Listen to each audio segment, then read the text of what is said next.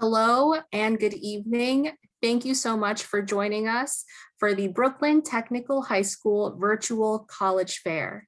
As you are entering this room, you may notice that your video and audio capabilities have been turned off. You are still able to interact with our panelists by asking them questions using the Q&A feature on your screen. If you have a specific question for one school, please use the school's name in your question. Also, tonight's session will be recorded, and this recording will be available on our website next week. You can find the recording as well as other sessions like this at strivescan.com/BrooklynTech. Now, without further ado, we will start with our first institution, Wentworth Institute of Technology. All right, thank you. Welcome, everyone. My name is Pete Nelson. I'm an admissions counselor at Wentworth Institute of Technology in Boston. Just going to share my screen with everyone. If it doesn't work, definitely let me know. All right. So, like I said, Wentworth Institute of Technology, we're right in Boston. So this kind of slide will give you a little bit of an idea of where we're situated in the city. We are one of the colleges of the Fenway. So it's a cool consortium of 5 schools. If you've been up to Boston before, you can tell it's absolutely packed with colleges and universities. We're in a consortium with schools right down the street. It is Emmanuel College, Simmons University, Mass College of Pharmacy and Health Sciences, and Mass Art. It's a pretty cool consortium. You could take classes at all those schools. We share social events, clubs, intramurals. So even though we're a smaller school, we're about 4,500 students, so on that small to medium range. So even though we're a smaller school, kind of opens it up, makes it feel like a bigger school since you have access to all these other schools.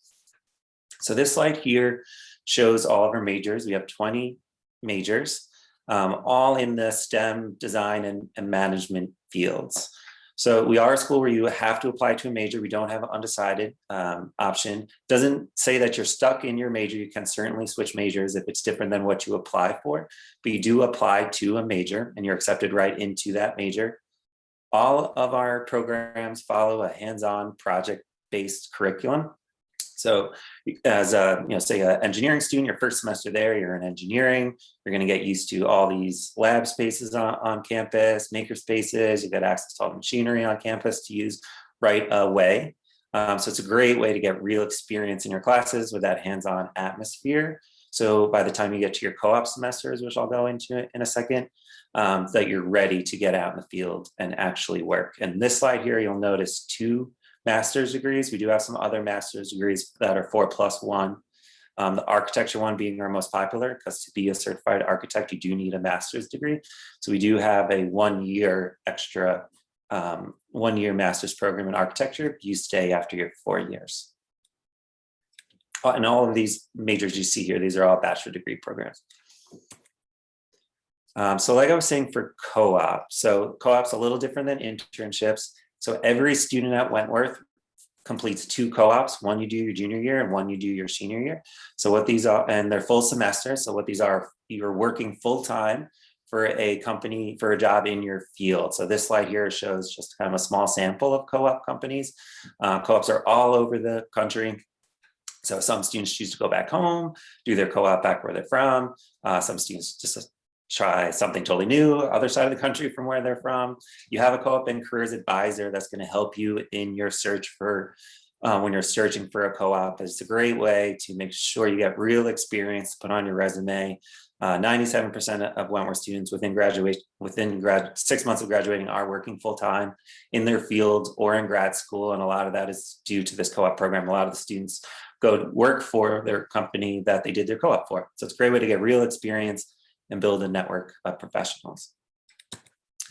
So like I was saying, we are right in the heart of Boston. 2 subway lines come right to campus. We do have housing that's guaranteed all 4 years. If you've been up to Boston before, it's a really fun city. I myself I'm from Long Island, New York. Came up to Boston, absolutely loved it. We're in the Fenway area. So all of those other colleges I mentioned earlier, all kind of down one street leading up to Fenway Park. So it's a really fun area. You can walk a lot of Boston. It's a much smaller city than New York. Students on campus have access to, well, through the Info Hub, you could buy tickets to, like, say, Red Sox games. I'm still a Mets fan, but I love going to Red Sox games. We're across from all the museums, like the Museum of Fine Arts. Like I said, very outdoorsy city. So like some of these pictures on these slides, like I'll go paddleboarding or kayaking after work. You can take the train there, paddle board on the Charles River, which is that middle slide. So it's really easy to get around Boston from campus. Like I said, housing is guaranteed all 4 years, which is always a great question to ask city schools. So real quick, these are our application requirements. We're either on the Wentworth app, or you're welcome to use the Common App, or on the Common App. To complete your application is 1 letter of recommendation from a teacher or guidance counselor, your essay, your personal statement, list any extracurricular activities you can, part-time jobs, anything. There is an application fee that's $50, but feel free to send me an email, and I'll post my email in the chat room, and I'll send you a waiver code to save you those $50. We are test optional, which I know is really important now. Much harder to take SAT or ACT, but we were test optional before the pandemic too. And then there's an additional information section, which you can add anything you'd want the person reading your application, whether it be me. Well, if you're applying, it would be me reading your application, but anything that I wouldn't necessarily see from your transcript. So especially these past years, say like you were sick and you had to be out of school, or extracurricular activities were canceled, stuff like that. So that additional information section is a great section to put any information you'd like me to see that wouldn't be in, that I might not see from your transcript. So we are doing in-person tours if you want to come up and visit campus. They are small tours of 5 students per tour. So we are trying to keep them small to keep with safety regulations. Feel free to ask any questions tonight in the chat or in the Q&A. Otherwise, I'm also going to leave my email address, and feel free to reach out with any questions. Thanks for joining. Thank you, Wentworth. As he mentioned, please use the Q&A feature to talk to our panelists and ask them any questions you may have. Up next, we have Vanderbilt University.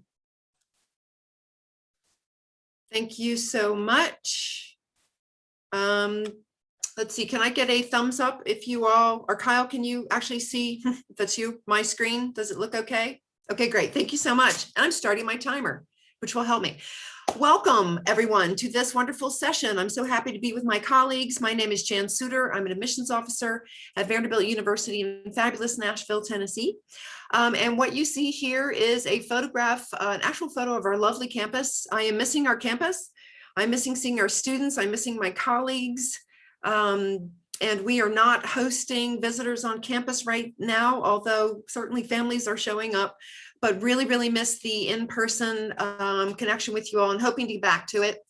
Again, photo of our lovely campus. We have beautiful magnolia trees, 330 connected lovely acres, and really all 4 seasons, except we have about 8 months of spring, summer. So we're probably a full month already into summer on our campus.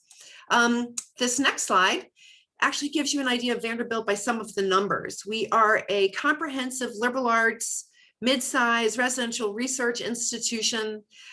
You can see that we have a total of about 7,000 undergraduates, which makes us mid-size. We do have graduate students as well, but they are happy in their graduate homes. We have a focus on undergraduate teaching and learning. You'll see a map in a moment which shows the geographic distribution of our students, but they come from absolutely everywhere, all backgrounds. And because of that, we are a liberal arts institution which hosts, if you add in our minors and our 5-year programs to our 70 majors, it takes our academic offerings to over 100. We have 475 different student organizations, all of them created of the students, by the students, for the students. Our 3-to-1 scroll to student ratio is really just an adorable way of saying we have a beautiful, tree-friendly, pedestrian-friendly, connected campus of 330 acres. And that last number, 44% of our students do identify as members of a minority, students of color. Looking at this map, we have students from almost all 50 states. We are lacking students at the moment from North Dakota. I guess there's an opening there. But really, students are coming to us from everywhere, from the geographic different parts of the country.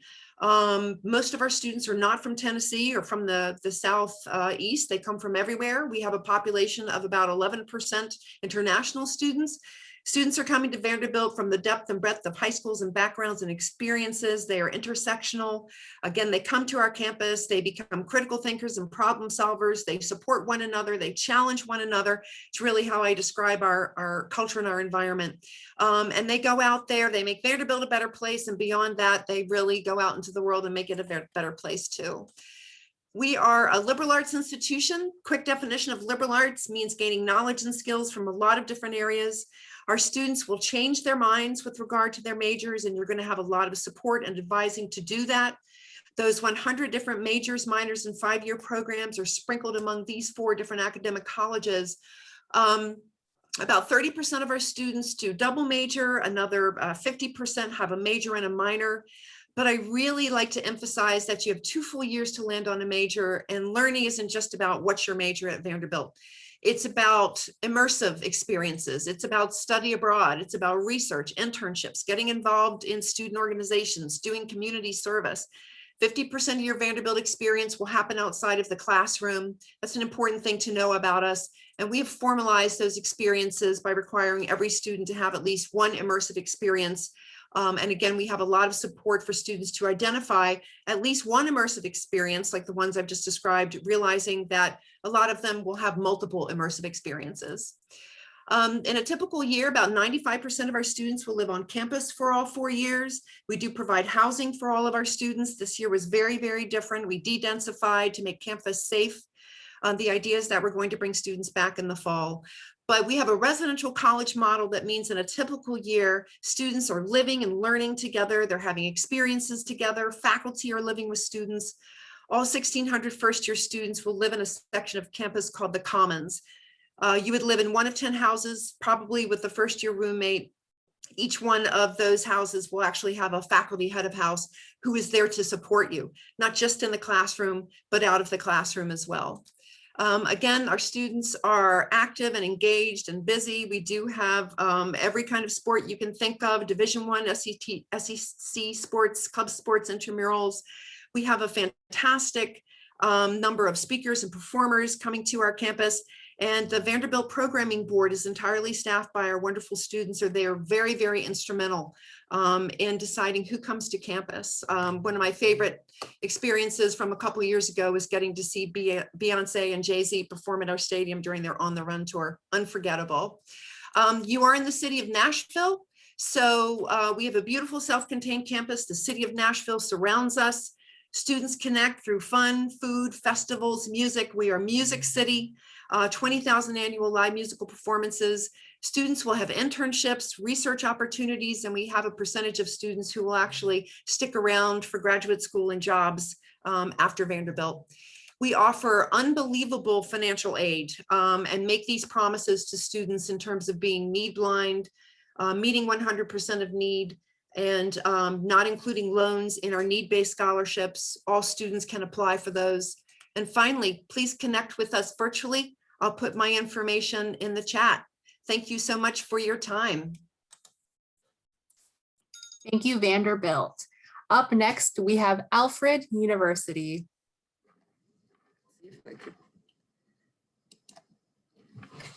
Okay, my name is Susan White. I'm an Associate Director of Admissions at Alfred University. I work regionally from my home in New Jersey. Alfred is kind of an unusual school. We are both private and part of the State University of New York system. We have 4 major divisions. Our liberal arts division and our College of Business are private. Our School of Engineering and our School of Art and Design are part of the SUNY system. So the tuition is different and the application process is a little bit different. Our art major does require a portfolio. We have 4 major engineering programs that fall under the state. They're all materials-based engineering. It's materials, ceramic, glass, and biomaterials. We offer PhD degrees in materials, glass, and ceramics. We are one of 2 schools in the United States that offers degrees in ceramic engineering. We are an accredited school of business, and we have about 40 liberal arts majors. We're much smaller than the other schools. We have about 1,900 undergraduates. 3/4 of our undergraduates live on campus, and we do guarantee housing for all 4 years. We're in a college community. We're in a small town in Western New York, halfway between Binghamton and Buffalo. Across the street from us is SUNY Alfred, which is a 2- and 4-year school of technology within the State University of New York. So there's a great deal of confusion between the two schools.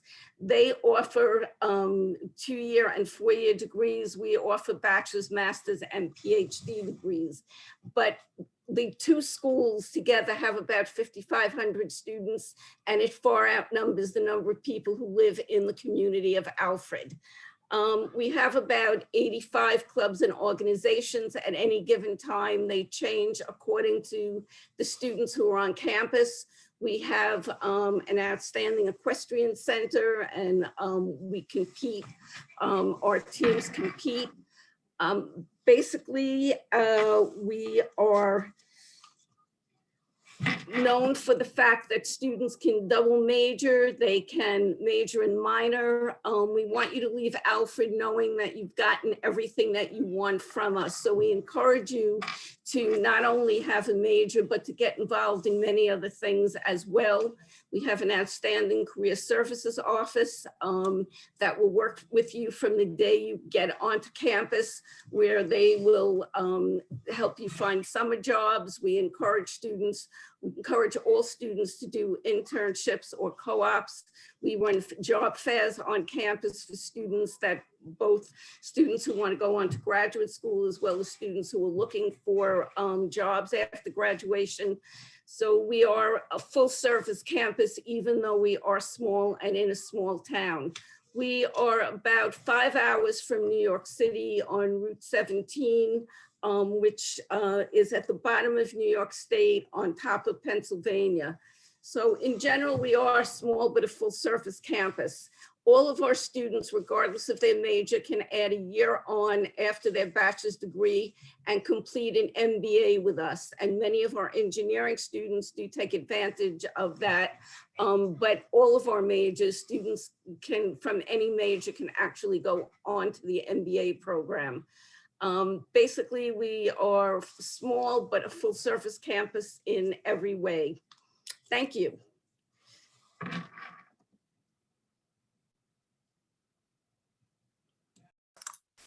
Thank you, Alfred. Up next, we have Florida Polytechnic University. All right, thank you. Well, my name is Chris Moody, and I am one of the admission counselors here at Florida Poly. And let me go ahead and try and share my screen with you to share some information with you tonight. Definitely excited to be with you and share a little bit about what Florida Poly is all about. Some of you may not be super familiar with Florida Poly, and part of that is because certainly of the schools here tonight, we're one of the newer schools in the country. We're finishing our 7th academic year right now.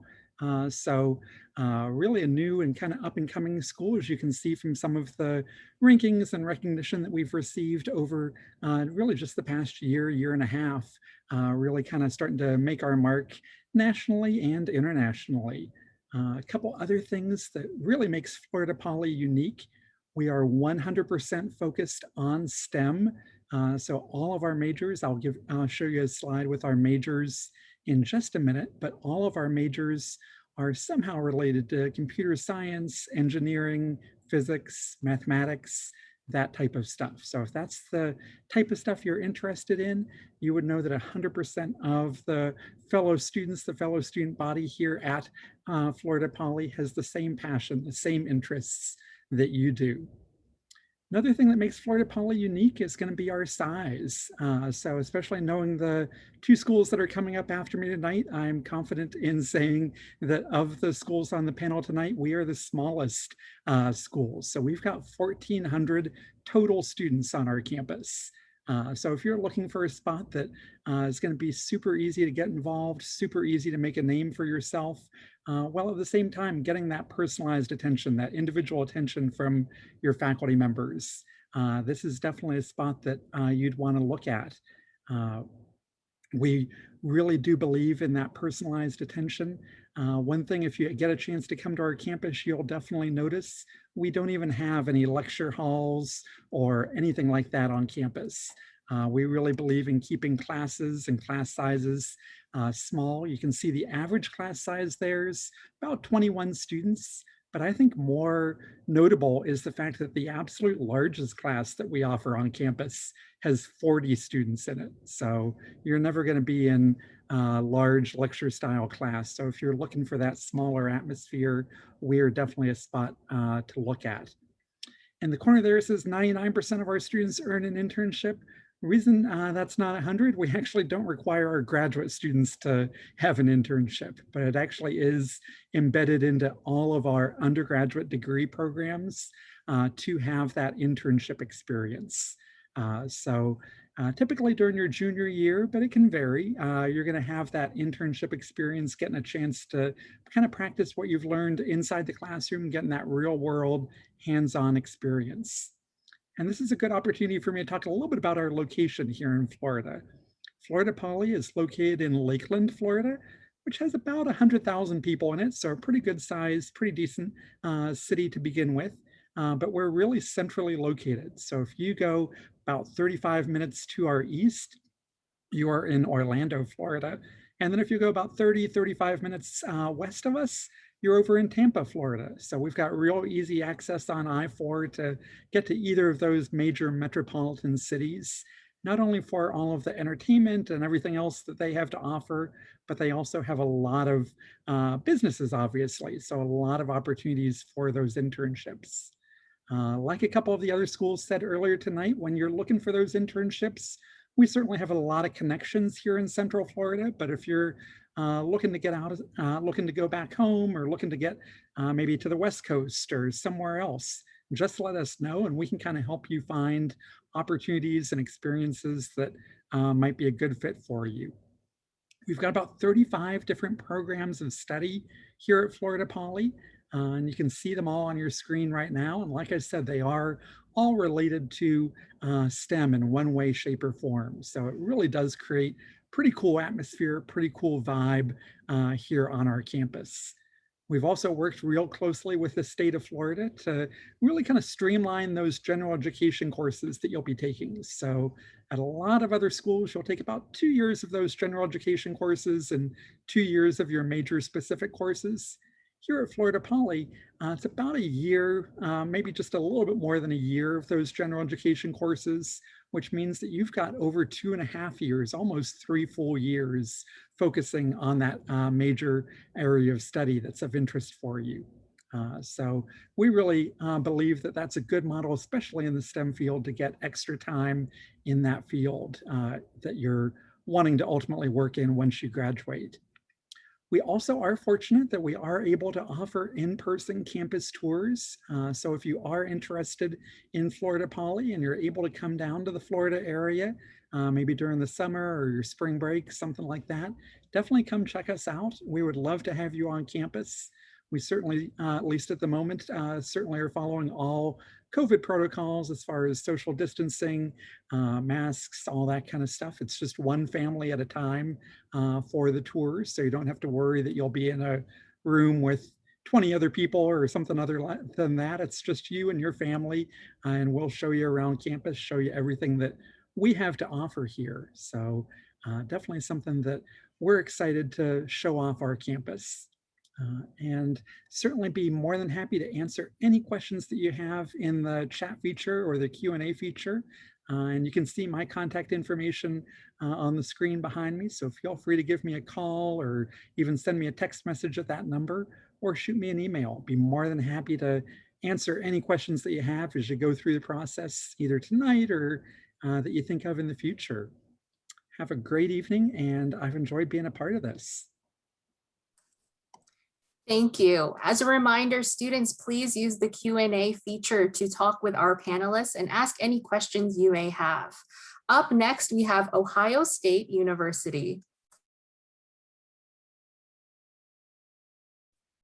Hi, everyone. Welcome. Good to see, well, I don't get to see all of you, but good to see my colleagues here on this call. I wish I could see all of you in person.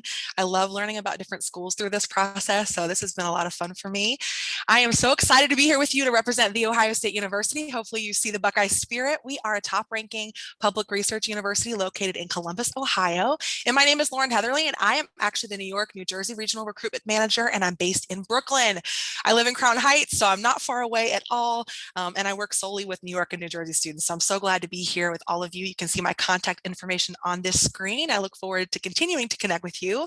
But I want to talk a little bit about Ohio State. That's why we're here. And so I just want to share that one of the things I love in working for a large top public research university is the fact that students can literally study anything they're interested in, and in greater detail often than many other places can offer. We offer over 200 majors, over 500 specializations and minors. We have 100 of those that are STEM related, just to give you an example. And I realize this slide says we have over 68,000 students, but that includes all populations. But our undergraduate population of students ranges around about 43,000 or so. So yes, to your point, Chris, we are probably one of the largest schools here. I'm not sure if UConn's larger or not than us. Our admissions process is major blind. So once you're admitted to Ohio State, nearly every program is available to you. The only more competitive ones are College of Engineering, Design, and sometimes nursing, but I'm glad to help counsel you through all of those as well. I also think it surprises students to know that most of your classes at Ohio State are going to have less than 50 students in them, which is really encouraging. And then even if you are an honor student, it's even smaller. And we've got a 19-to-1 faculty to student ratio. So although we're very large, we've made provisions for that. So you can still have those connections with your faculty, and that you're able to build those relationships even on a large campus. That's something that's really important to us. The faculty that I'm mentioning, that I just mentioned before, are coming from all over the world to come teach. They keep us highly ranked for undergraduate teaching, and they're equipping our graduates to be some of the most sought after. That's something that we hear every single year on different reports, that our Buckeye students are sought after highly all across the nation. I always meet students when parents of students when I'm traveling that say, we go to Columbus to recruit Ohio State students. We host career fairs, about 36 different career fairs on our campus every single year. So we've got those connections for you from our alumni network and all the partnerships that we're building across campus. Any student on our campus can take part in undergraduate research. That's not just reserved for honor students, for example, and some students will begin research as early as their first year, and some students will do it all 4 years if that's of interest to you. One of the most interesting areas of research that I learned about working for Ohio State are that there are Ohio scientists and students who join their research, Ohio State scientists and students that join their research, learning about climate change in Antarctica. Yes, they are in Antarctica at the Byrd Polar Research Center. And so we're a huge supporter also of study abroad, and we've got research centers all across the nation, obviously on even other continents as well. A couple of programs I want to highlight that I'm really proud of at Ohio State are our first and second year programs, which are really intentionally designed to make sure that you succeed and are supported on our campus. Like I said earlier, students can take part in research. We have internships and co-ops as well, study abroad, and we even provide the funding to do that through our second year STEP fellowships, which is for up to $2,000. And I used to work with STEP students all the time. They were doing creative endeavors. They're going all over the place, and we're giving them the resources to make that happen. And you can come back and present your STEP experience to the campus community as well, which is really special. You'll also find community on campus by getting involved in over 1,300 different student clubs and organizations. You're able to start a new one if you don't find one that suits your specific interests. And another opportunity that I love to share is our digital flagship program, which was really designed as a partnership with Apple a couple of years ago. And every incoming student receives an iPad, a case, and an Apple Pencil as part of that program. So we acknowledge that that's a cost savings for all of you as well. Some of these opportunities of support you will be able to apply for on your common application. One of the programs I'm really proud of is our Moral Scholarship Program, which is a program and a scholarship, and it's themed around social justice, diversity-based leadership, something really close to my heart. I'd be glad to speak with you about this if this is something that resonates with you. And that can be for up to a full cost of attendance scholarship for 4 years. We also offer honors and scholars programs and living learning communities so that you can have a smaller community right away with students that share your career path or interests, have a similar work ethic. And that way it makes the large campus feel a little bit smaller right away. So you can apply for those opportunities right on the common application. I love to talk about Columbus. I could talk about Columbus all day, which is where we're located. So one of the benefits of Ohio State being a Big Ten spirited school, large public research university is our location. I think that really sets us apart from other schools that are similar to us because we have a traditional college campus that is surrounded by a really cool city.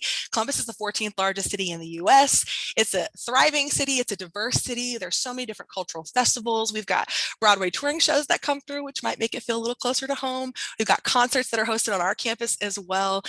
We actually also hosted Beyonce and Jay-Z in the Ohio Stadium. I got to see Future and Drake at the basketball, the Schottenstein Center where our basketball team plays, as well as Cher. So all kinds of cool opportunities that happen, and our students get discounted tickets for that. It's also the capital city. So like I said before, our students very much care about social justice and activism and getting involved politically, whatever your perspective is. So it's a really special place for you to have opportunities to participate in government.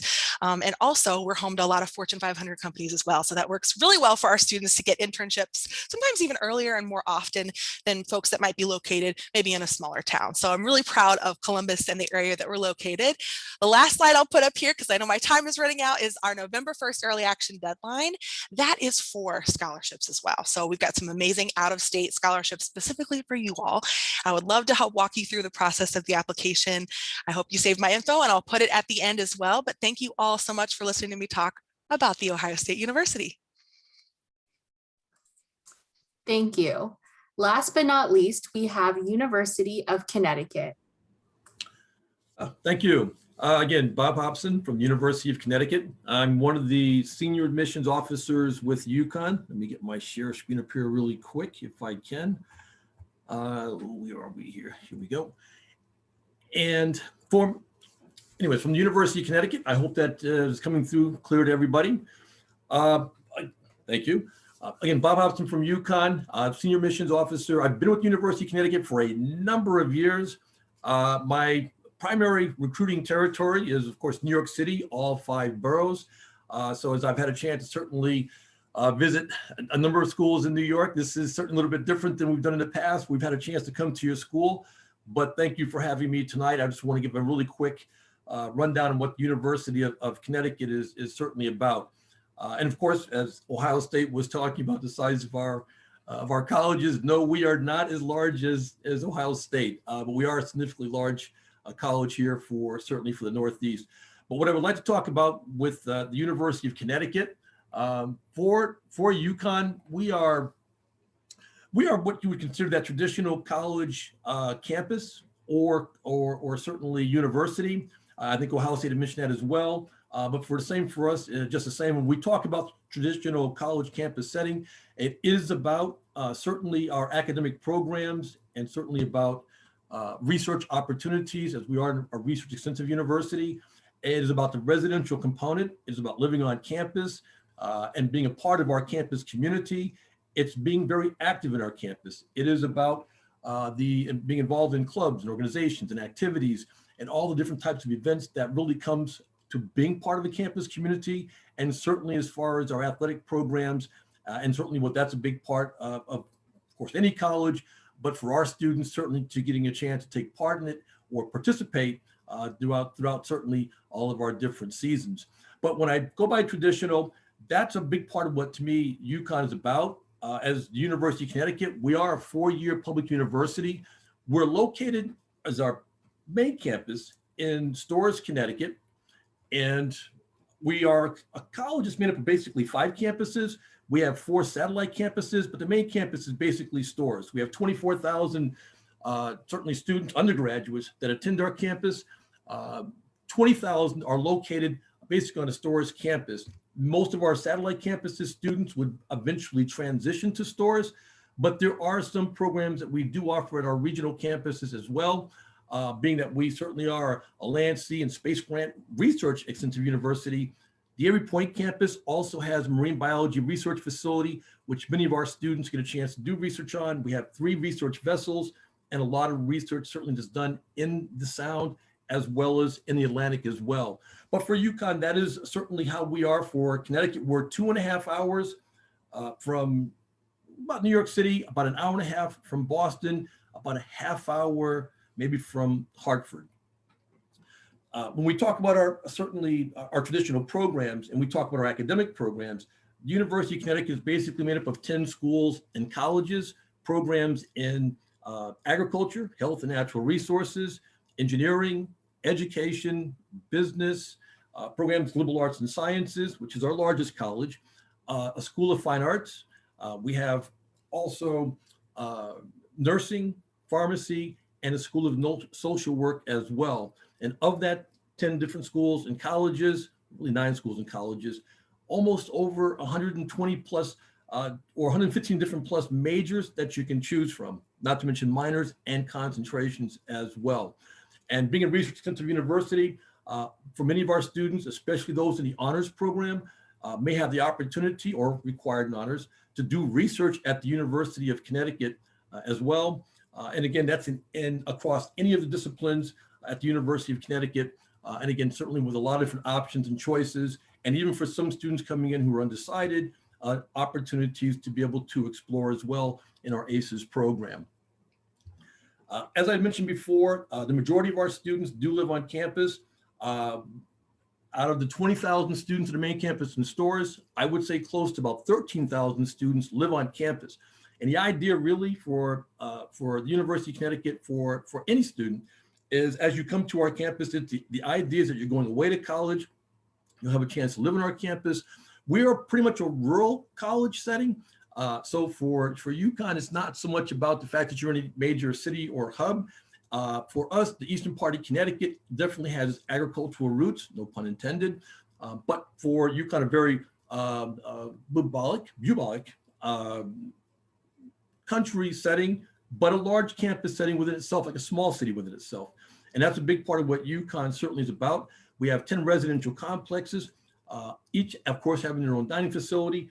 And that's a big part of certainly the setting for UConn and being socially active on our campus. Over 750 different clubs, organizations, all types of activities, events, over 6 different cultural centers.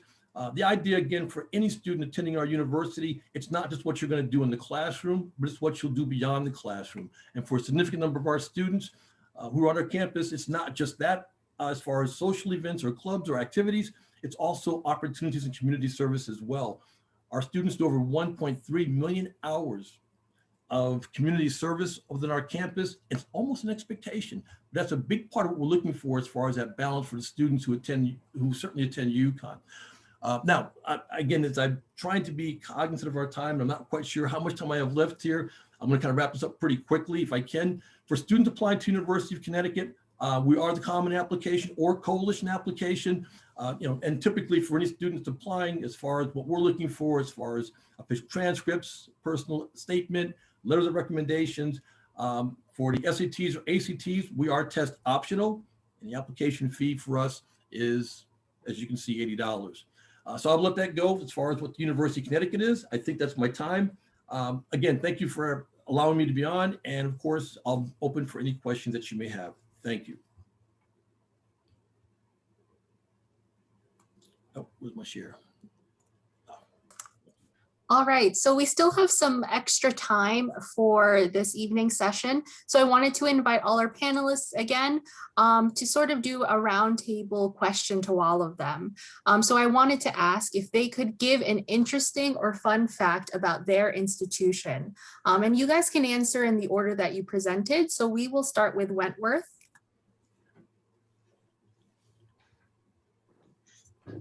Sure. All right. So fun fact, well, we started in 1904 as a really small school. It was all men's school that offered only, it was a 2-year school, and then grew all the way now to this ranked university, having all these master's degrees and really a name for ourselves in the Boston community. So grew very much from 1904 when we started till now. Thank you, Wentworth. Up next, Vanderbilt. Thank you. Our founder was a guy named Cornelius Vanderbilt, who grew up in New York City and made a lot of money, never left New York, never traveled to Nashville, but was convinced by some people to give, I guess in $1,875, like $1 million to found Vanderbilt. His friend was creating a university in Nashville. So we've got interesting ties to the Northeast, even though we are a school in the South. He was a ferry boat captain. He did a lot of other things in terms of building shipping in New York Harbor. But because he was a ferry boat captain and he wanted to be called Commodore, we have this whole weird, wonderful nautical tradition, even though we are 8 hours from any big salty bodies of water. And I'll leave you with our cheer, which is you raise your hand, actually you have to flip it this way, and you make the VU, and we say, anchor down. It's Vanderbilt. Thank you. Thank you so much. Up next, we have Alfred. Alfred University was founded in 1836, and we are one of the first co-educational schools in the country. We are supposedly, I can't prove it, the first co-educational school that had men and women in the same classes. And it's part of our folklore, and I hope it's true. Thank you. Florida Polytechnic. All right, so like I was saying earlier, we're 100% STEM focused, and we're one of the newer universities in the country.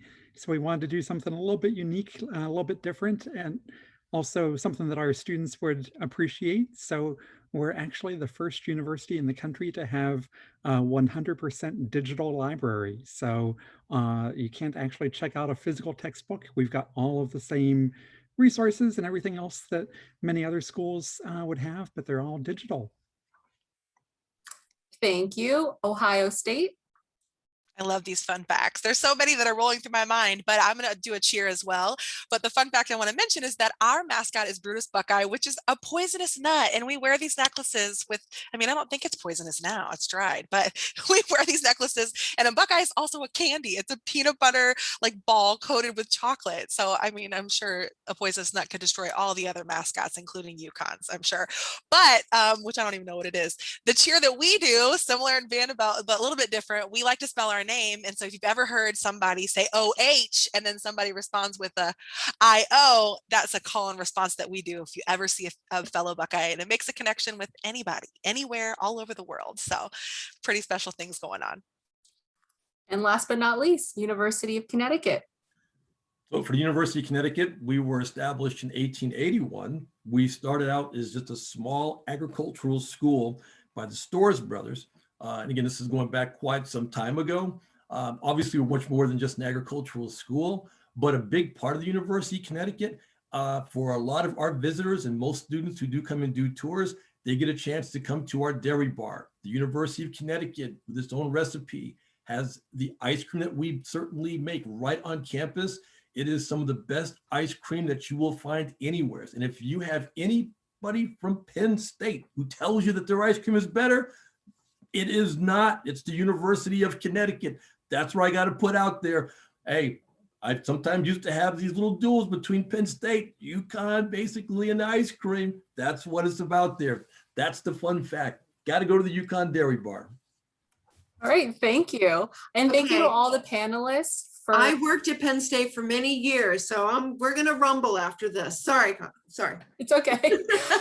Yeah, so I'm sure they will continue this heated argument after tonight's session, but thank you to all the panelists for these great fun facts, and I hope this piqued the interest of our students attending. So really, this concludes this virtual session. Thank you so much for joining us. As you exit out, you will be presented with a quick survey of 4 questions. Your feedback is always appreciated. This session was recorded, so it will be available for viewing next week at strivescan.com/BrooklynTech. Thank you again for joining us, and we hope you have a great evening and best of luck on your college search. Thank you again. Thank you. Bye.